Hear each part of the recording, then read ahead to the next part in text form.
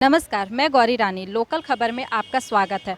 आज हम आए हैं रांची यूनिवर्सिटी के पीजी डिपार्टमेंट में और आज हम जानेंगे कन्हैया कुमार के बारे में। कन्हैया कुमार के बारे में ज़्यादा बताने की ज़रूरत नहीं है क्योंकि कन्हैया कुमार अब पॉलिटिकल चर्चाओं की सुर्खियों में हमेशा बने रहते हैं। युवाओं से कि युवा उनके बारे में क्या सोच रखते हैं।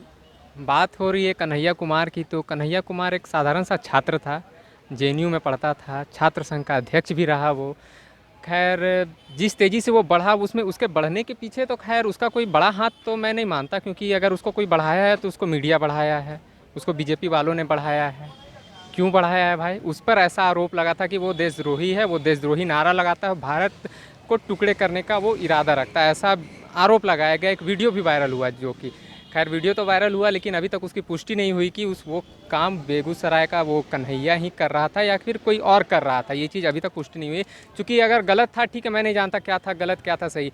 5 साल आपकी सरकार रही, अगर गलत था तो उसको सज़ा मिलनी चाहिए थी, लेकिन अभी तक वो लड़का अभी तक डटा रहा, अपने अपने मुद्दों पर लड़ता रहा और आज वो चुनाव भी लड़ रहा। अगर वो गलत होता तो कहीं ना कहीं सरकार उसको रोक देती, क्योंकि 5 साल आपकी सरकार है तो आप रोक सकते थे, आप उसको सज़ा दे सकते थे। क्यों आज वो चुनाव लड़ रहा है?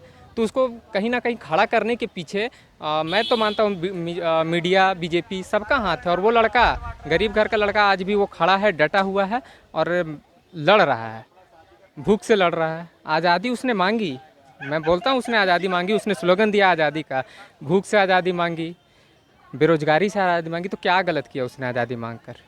अगर कोई भूख का बात करता है तो वो कम्युनिस्ट हो जाता है, क्यों हो जाता है भाई? रोजगार का कोई बात कर रहा है तो कम्युनिस्ट हो जा रहा है, क्यों? मतलब मैं ये कह सकती हूँ कि आप कन्हैया कुमार के साथ हैं तो देखिए, कन्हैया कुमार का साथ रहना या उसके विरोध रहना, आजकल कुछ लोग विरोध है, कुछ साथ है। आज देखेंगे वो जब नामांकन भरने गए थे तो काफ़ी युवा उसके साथ थे। सबसे बड़ी बात है, युवा आज पढ़ा लिखा उसके साथ है तो वो मूर्ख नहीं है।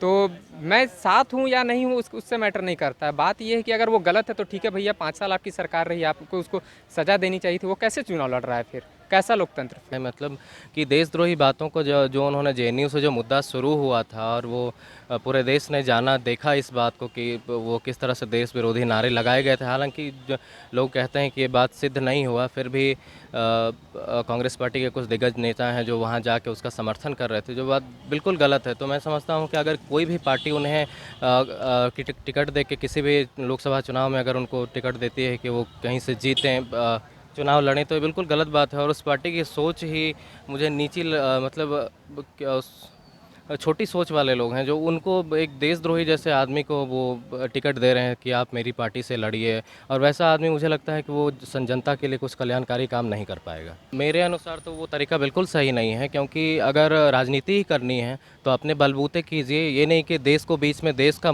को मुद्दा बना के देश विरोधी नारे लगा के अपने आप को चर्चित कीजिए समाज में।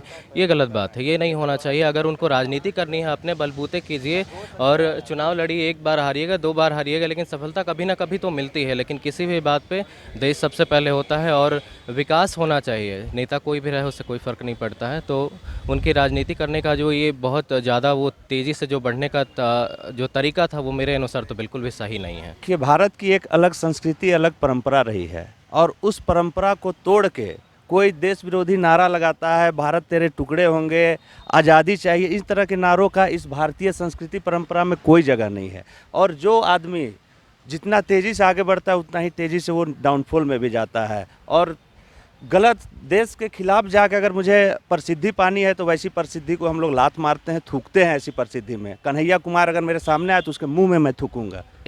उनका जो बयान है वो देश से विद्रोही है, ठीक है, क्योंकि फेमस तो कोई भी हो सकता है। आदमी चुटकुला सुना के कुछ वीडियो बना के भी फेमस हो जाता है, और वो ऐसे ऐसे बयान देश के विरोध में बयान देकर यहाँ यूट्यूब में बहुत सारे फेमस हो रहे हैं। और वो उनके माध्यम से बता रहे हैं कि हम जनता का सेवा करेंगे। एक कथन उनका आया था कि सबसे पहले मैं सांसद बनूंगा तो सबसे पहले मैं यहाँ कहूँगा कि विपक्ष को सम्मान करना सिखाऊंगा।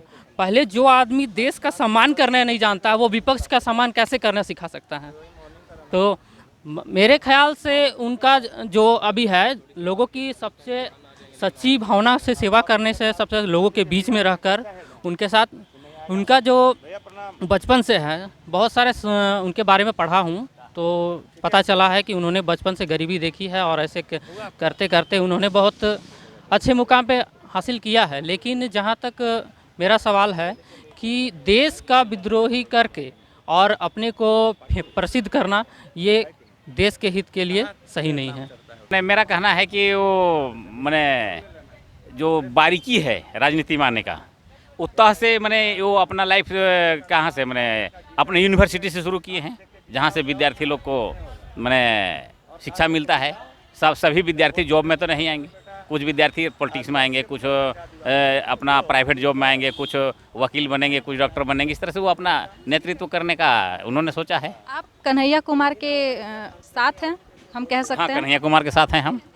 आप कन्हैया कुमार के समर्थक हैं? हाँ, समर्थक हैं।